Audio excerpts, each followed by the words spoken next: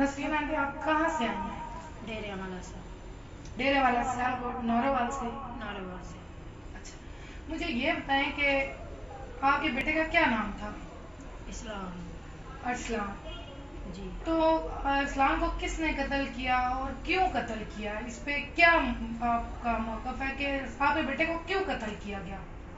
इस चीज़ का सानू नहीं पता, बड़ा काम ਉਹਦੇ ਨਾਲ ਕਰਦਾ ਸੀ। तो पहले भी ਕਹਿੰਦਾ ਸੀ ਮੇਰੇ ਨਾਲ ਕੰਮ ਕਰੇ, ਉਹਨਾਂ ਨਹੀਂ ਕੀਤਾ। ਜਿੰਨਾ ਚਿਰ ਉਹਦੀ ਨਿਭੀ ਨਿਭਾਈ ਹੁਣ ਨਹੀਂ ਉਹਨੂੰ ਕੰਮ ਕੀਤਾ ਆ। अच्छा। ਬਾਅਦ ਚ ਉਹਨੇ ਧਮਕੀ ਦਿੱਤੀ ਆ ਇਹਨੂੰ ਪਿੰਡੀ ਨਾ ਭੇਜਿਓ। ਬਾਬਾ ਕਾਫੀ ਦੇਰ ਉਹ ਨਹੀਂ ਆਇਆ, ਹੁਣ ਉਹ ਆ ਗਿਆ। ਕਹਿਣ ਲੱਗਾ ਮੈਨੂੰ ਸਾਰੇ ਡਰਾਈਵਰ ਫੋਨ ਕਰਦੇ ਤੂੰ ਆ ਜਾ, ਕੁਛ ਨਹੀਂ ਹੁੰਦਾ। ਤੇ ਭੈਣ ਦੀ ਸ਼ਾਦੀ ਕਰਕੇ ਉਹ ਇੱਥੇ ਆ ਗਿਆ। ਤੇ ਸਾਡੇ ਨਾਲ 2-3 ਦਿਨ ਗੱਲ ਨਹੀਂ ਹੋਈ, ਨਾ ਮੁਹਰਮ ਦੀ ਸਾਡੇ ਨਾਲ ਗੱਲ ਹੋਈ ਆ। ਅੱਗੋਂ ਸਾਡੇ ਨਾਲ ਗੱਲ ਨਹੀਂ ਹੋਈ ਹੈਗੀ। धमकी किसने दी उसको? लियाकत ने। शेख लियाकत ने। जी। तो शेख लियाकत के साथ क्या दुश्मनी थी? ਸਾਨੂੰ ਪਤਾ ਹੀ ਨਹੀਂ ਵੀ ਕੀ ਦੁਸ਼ਮਣੀ ਹੈ ਕੀ ਨਹੀਂ। ਸਾਡੇ ਨਾਲ ਉਹਨੇ ਜ਼ਿਕਰ ਪਾਇਆ ਨਹੀਂ ਵੀ ਮੇਰੀ ਇਹ ਦੁਸ਼ਮਣੀ ਹੈ ਨਹੀਂ। 6-7 ਹਜ਼ਾਰ ਰੁਪਏ ਦਾ ਲਵਾਉਂਦਾ ਸੀ ਤਾਂ ਅਸੀਂ ਕਹੀਏ ਦੇ ਦਾਂਗੇ, ਸਾਨੂੰ ਜ਼ਾਹਰ ਕਮਾਉਂਦਾ ਆਇਆ ਤੇ ਉਹਨੂੰ ਦੇਣੇ ਸੀ। ਪਹਿਲੇ ਵੀ ਬੰਦਿਆਂ 'ਚ ਦਿੱਤਾ ਸੀ ਇਹਨੂੰ ਪੈਸੇ, ਜਿਹੜਾ ਕੋਈ ਇਹਨਾਂ ਦਾ ਲੈਣ ਦੇਣ ਹੋਏਗਾ।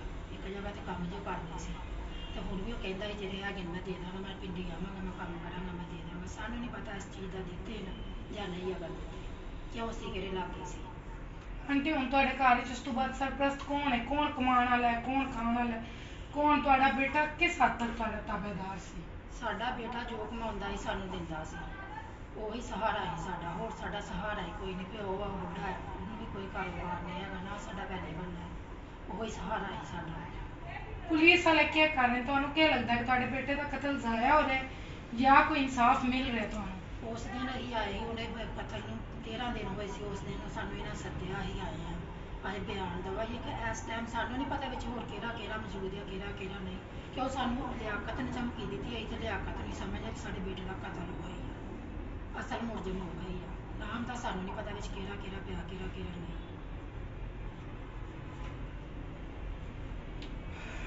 ਹੁਣ ਅੱਗੋਂ ਤੁਹਾਡਾ ਕਿਸ ਤਰ੍ਹਾਂ ਨਿਜ਼ਾਮ ਚੱਲੇਗਾ?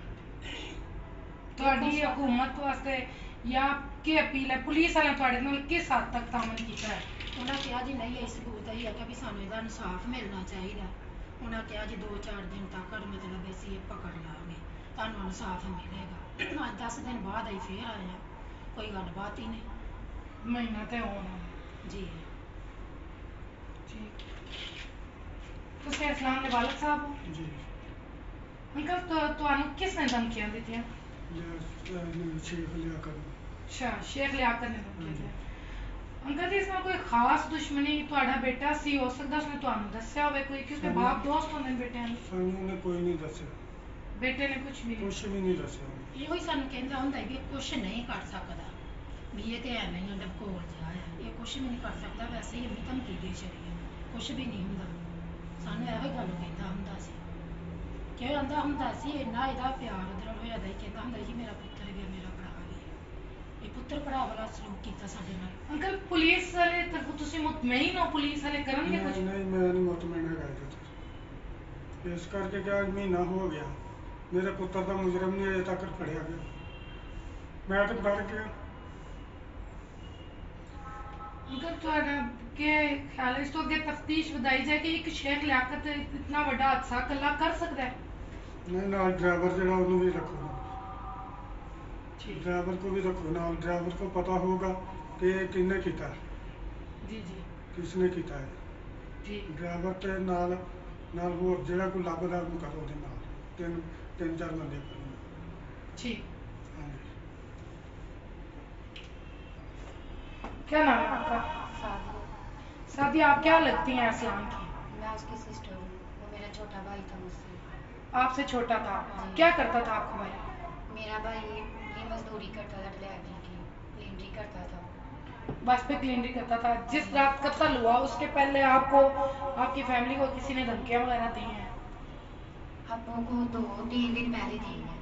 तो अब्बू ने जब उसने कॉल की है, अब्बू ने कहा कि क्या बात किया, उसने कहा ये बात है, हमने अपने भाई के साथ रब्ता किया, उसके साथ रब्ता नहीं हुआ। तो बाकायदा उस दिन हुआ, मैंने उसे कहा है कि भाई घर आ जाए। उसने कहा मैं मेरे सास को बात कर लेना, मैं अभी नहीं आ सकता। अभी क्या आप चाहते हैं? आप लोग के क्या होना चाहिए? हमें इंसाफ मिलना चाहिए। हमारी ये अपील है कि यहाँ के लोगों से, पुलिस वालों से, सबसे ये गुजारिश है कि हमें वो इंसाफ दें। ये जो गाड़ी भी चला रहे हैं ये नहीं चलनी चाहिए थी। क्यों हमारे भाई का कातिल तो अभी तक पकड़ा नहीं गया। वो पकड़ा जाता ये गाड़ी चला लेते, लेकिन इन्होंने गाड़ी भी चला दी, हमें बताया तक भी नहीं है। हमें बताते, हमारे साथ रब्ता करते। बस के मालिकान आपके पास गए थे अफसोस के लिए सियान के, या आपकी कोई मदद इमदाद की? नो, हमारे साथ वो ड्राइवर गया हुआ था गाड़ी के साथ। जब लेके गए हैं ना डेड बॉडी, साथ वो गए हुए थे। तो बाकायदा ये राजा साहब जो है ना, राजा आबिद, ये हमारे घर तक भी नहीं पहुंचे, ना इन्होंने हमें खुद कॉल की है कि हम आप लोगों के साथ हैं। हमने कॉल की तो हमें इतनी बात कही है। तो आप अब क्या चाहते हैं कि क्या होना चाहिए? पुलिस से आप मुतमईन हैं? नहीं, पुलिस ने अभी तक 1 माह हो रहा है, अभी तक कुछ भी नहीं किया। तो मैं चाहती हूँ कि ये पुलिस वाले जो है ना, सिक्योरिटी गार्ड, तफ्तीश जो करते हैं, ये सारे जो ड्राइवर वगैरह, बस के मालिक जो हैं, ये सारे जो है ना इसके अंदर आने चाहिए, इनसे तशवीश होनी चाहिए पूरी। जी, हमने मौक़िफ़ लिए हैं, अवाम की टीम ने मौक़िफ़ लिया है अरसलान के वालिदैन से, जो कि पिरवदाई जनरल बस स्टैंड में छुरी के ज़बह कर दिया गया था। उनके मौक़िफ़ ये हैं, उनके बयान ये हैं कि तफ्तीश का दायरा बढ़ाया जाए। उनकी अपील है कि पुलिस वाले 1 महीने से इनके साथ कोई तावन नहीं कर रहे, जबकि मीडिया टीम भी 2-3 चक्कर लगा चुकी और पुलिस का कोई बंदा भी, ना तफ्तीशी अफसर, ना SHO ज़हीर भट्ट साहब और ना तफ्तीशी मसूद साहब कोई मौक़िफ़ देने के लिए तैयार है। मीडिया की टीम को कोई मौक़िफ़ नहीं दिया गया। तो अपील इन लोगों की है कि तफ्तीश का दायरा बढ़ाया जाए। ज़ेर तफ्तीश अड्डे की इंतज़ामिया या अड्डे के सिक्योरिटी गार्ड, सिक्योरिटी इंचार्ज और ड्राइवर, बस ड्राइवर को भी ज़ेर तफ्तीश लिया जाए ताकि असल मुजरिम तक पहुंचा जाए। हुकाम वाला से इन लोगों की ये अपील है। अब इन लोगों का तो आसरा ही कहना है कि इनका आसरा वही था और उसके अलावा कोई आसरा नहीं था। और इन लोगों की ये भी अपील है कि इनकी जो लोग सुन रहे हैं, अगर कोई मदद इमदाद हो सकती है तो वो इनकी हेल्प करें।